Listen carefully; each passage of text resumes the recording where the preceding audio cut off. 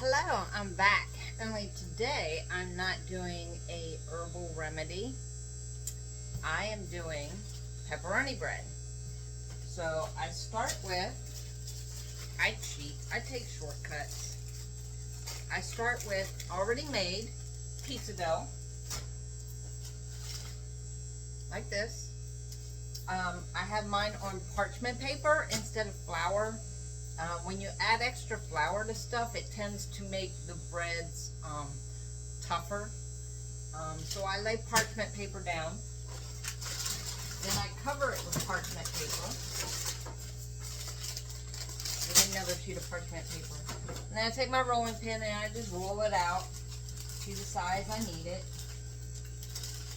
You're going to make a square, or actually a rectangle. But you want to get it as thin as you can, because you're going to roll it up like a log, and you don't want the bread too thick, because then all you taste when you bite into it is bread. Now the bread tastes good because it's going to be seasoned with Italian seasonings and a little bit of garlic powder. It's also going to have pepperoni and cheese in it, but still, you know,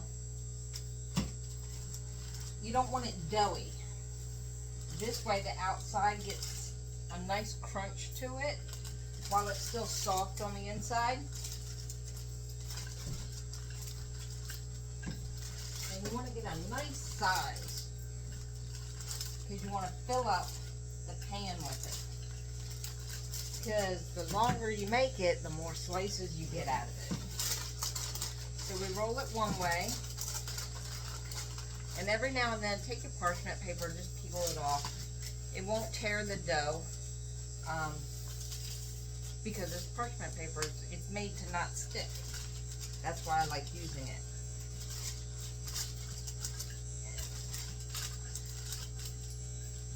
Now I learned this from my stepmom and her mother. So, grandmother, she was a little Italian woman. I love her dearly and I miss her so much. But to continue, we would go every Christmas. I would go, my sister and my brother and I, we would go spend the Christmas holiday with my dad for a while. And without fail, if you know Italian families, they're big and you have to go visit everyone. And every house you went to, as soon as you pulled in the driveway, they were getting food out because you had to eat no matter what. If you walked in that door, you had to eat. These people were no exception to that rule, and they were amazing cooks. They still are. A lot of them are still around. The older ones are gone, sadly, and I miss them dearly. But I do have the memories, and I do have these recipes. At Christmas time, I make the Italian cookies, the fazoli's, and the Italian sugar cookies, and I love it. I love it.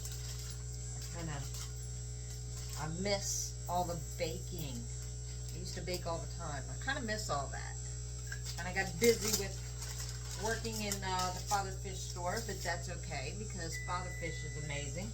That's my oven going off because I preheated that. Now I preheat the oven to 350, and instead of a regular baking pan, which is fine, you can, if that's all you have, use a regular baking pan.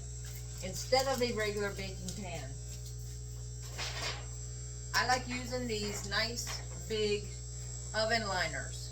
You know, the kind they're supposed to go in the bottom of the oven to catch any grease or food that has like overflowed in the pan. I use them as baking sheets. When I make cookies, you can get more on them. So it doesn't take as long. Your oven's not on as long when you use those because you can get more on them. I learned that little trick while making all the cookies. So you just want to get it out as, you want the edges as straight as you can get them, because again, like I said, you're going to roll it up like a log, but you want a nice big rectangle when you're done. We're going to put that off to the side, and we'll just peel this off a little bit. And as you peel it, it's going to stretch the dough too. So be careful. Don't stretch it so hard. Don't be so rough with it that you tear a hole in it. But you want to make sure that you peel it, that's not stuck to the parchment paper because of all the pressure you did while rolling it up. So you still want to be careful with the dough. At the same time, you want to stretch it to make sure that you get that nice big rectangle. And if you see spots where it's like thicker in some areas than others, kind of stretch it out and just throw that parchment paper back on it. Kind of shape it like so. Stretch out the sides, and you'll notice here at the edges it's going to be thicker.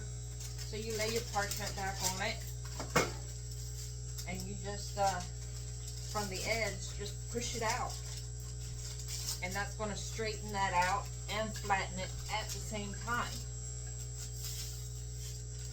Same goes for all the ends. You want nice straight edges. As you see, I'm just forcing that dough out like so. And you'll have a nice rectangle. Now with this, I move this out of my way. I just use the Italian seasonings. It's a nice mix. It has marjoram, thyme, basil, rosemary, savory, and oregano. So all your basic Italian seasonings all in one bottle. I love it. And you're just going to sprinkle that on the bottom, all over the dough, nice and even. And it's okay if you go outside the lines. It's not coloring. It's not a contest. Hey, the more seasonings, the better, especially if you like Italian seasonings. Now I also use a little bit of garlic powder. So you want to sprinkle a little bit of garlic powder down there. Give it that nice garlic bread flavor. Next, I get the Italian style cheese. Why? Because it's more than one cheese. If you see, it's got mozzarella, provolone, parmesan, Romano, Fontina, and Asiago. It's got all the wonderful cheeses, and it's all mixed up. It's already shredded, so there's, again, less work. So you just open that up, and you just grab it by the handfuls, and you're just going to sprinkle it all over that rectangle. And you put a nice thick layer of cheese, go all the way out to the edge. All the way out to the edge. Because you're going to turn in those edges, and when you do that, instead of having a double layer of dough, you're going to have like a stuffed crust effect. And make sure you get a lot on there, because after you roll it and pick it up, it's gonna get longer. After that, if I can find it, you're gonna put, I have things everywhere, I move things, pepperoni. So you can get this kind, it's the small pepperoni. What I'm doing is doubling up on the pepperoni. So I'm using the small ones and making a whole layer all the way around. You're gonna fill up the whole thing with the little tiny pepperonis. And it's okay if they're folded, you know, just kind of try to flatten them out. With these, you want to go to the edge, but not over the edge. And that's because you're going to add another layer of pepperonis. Oh yeah, but not these ones. You're going to use the sliced pepperonis. As in, you know, the kind you make subs with. The slices are bigger and they're thinner. And they cover more area. So we're just going to keep doing that and just fill this whole thing up with the pepperonis.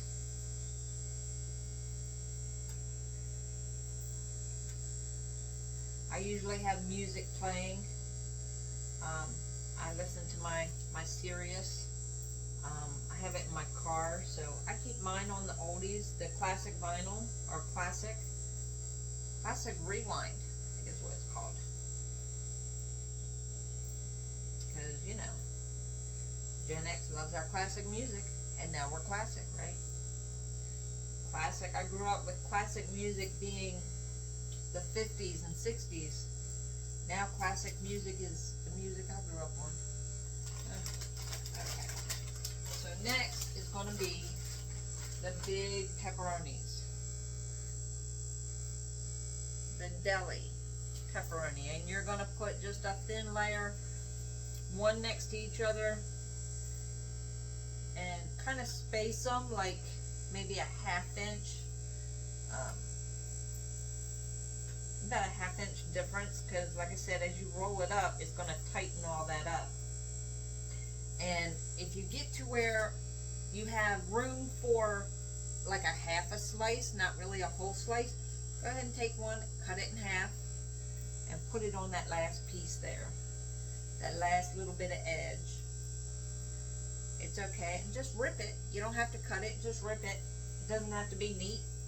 Nobody's going to see it. It's going to be wrapped up in the log. Next, you're going to fold the end down. The short end. You're going to fold it over. Make sure you got cheese and just the edge of the pepperoni in that fold. You're going to fold that, and then you're going to fold the other one the same way. So you have cheese inside that fold that's on top of the pepperoni. Then you're going to take one long end and you're going to fold over the same way, right onto that pepperoni that's on the edge with the cheese in the middle. You're just going to fold that up. It's okay to be messy. You're going to get at the corners, and now you're going to start rolling. So you're just going to go very carefully all the way down. Just roll it up like you're rolling up a log there. You're just going to roll it because you want it to look like a log when you're done. If anybody's made those cookies where they get rolled up and then they get sliced, same concept. You're just going to roll it up. I don't know what those cookies are called. We used to call them black and whites because it was chocolate and vanilla, and they were rolled together. So when you rolled them up, it kind of looked like a pinwheel. It might have been a pinwheel cookie. It looks sort of like a pinwheel, so it's like chocolate, vanilla, but it's all in a circle. That's what you're going for. You just want to roll that up in a log, nice and tight, without ripping the dough. And when you get to the end, parchment paper wants to fall. When you get to the end, you want to make sure that pepperoni is not sticking out.